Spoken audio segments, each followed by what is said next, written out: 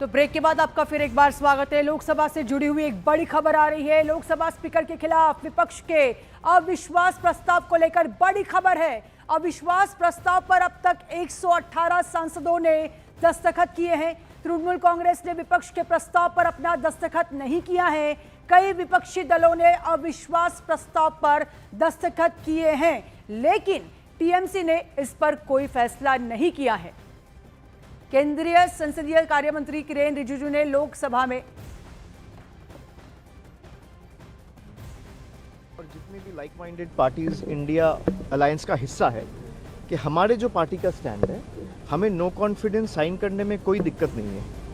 No confidence resolution sign करने में, submit करने में कोई दिक्कत नहीं है। सारे तृणमूल एमपी साइन करेंगे, लेकिन हमारा उनको जो सुझाव था कि पहले आपके जो 4 पॉइंट्स है, जो पॉइंट कांग्रेस की तरफ से रेज किया जा रहा है, एक तो आप देख रहे हैं 8 लोगों को सस्पेंड किया गया है, एक उनके महिला सांसदों के ऊपर झूठा आरोप लगाया गया है, एक प्रतिपक्ष के नेता को बोलने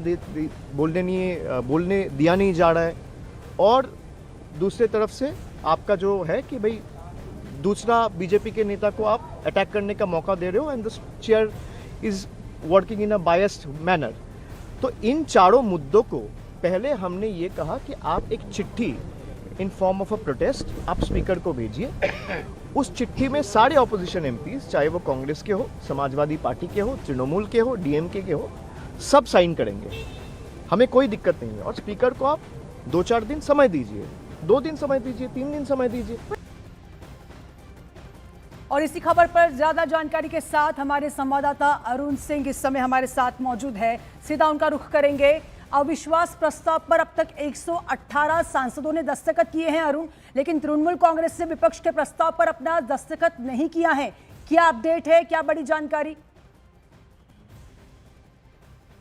पहली जानकारी तो यह है कि अब से 2-3 मिनट पहले ही जो डेलीगेशन था, जो अपोजिशन का सेक्रेटरी जनरल लोकसभा से मिला था, और वहां पर नो कॉन्फिडेंस मोशन जो स्पीकर के खिलाफ ला रहे थे उसकी नोटिस दे दी गई। यानी लोकसभा के स्पीकर ओम बिरला के खिलाफ नो कॉन्फिडेंस मोशन की नोटिस जो है वो सेक्रेटरी जनरल के कमरे में उनके सामने विपक्ष ने दे दिया है। तो एक तरह से अब 14 दिन का समय है सेक्रेटरी जनरल के पास, और वो इस पर डिसाइड करेंगे कि भाई ये नोटिस टेनेबल है, ये नोटिस कितना इसमें दम है, और उसके बाद लोकसभा स्पीकर से सहमति के साथ उनसे बातचीत के बाद वो तय करेंगे कि क्या इसको स्वीकार करना है या नहीं स्वीकार करना है।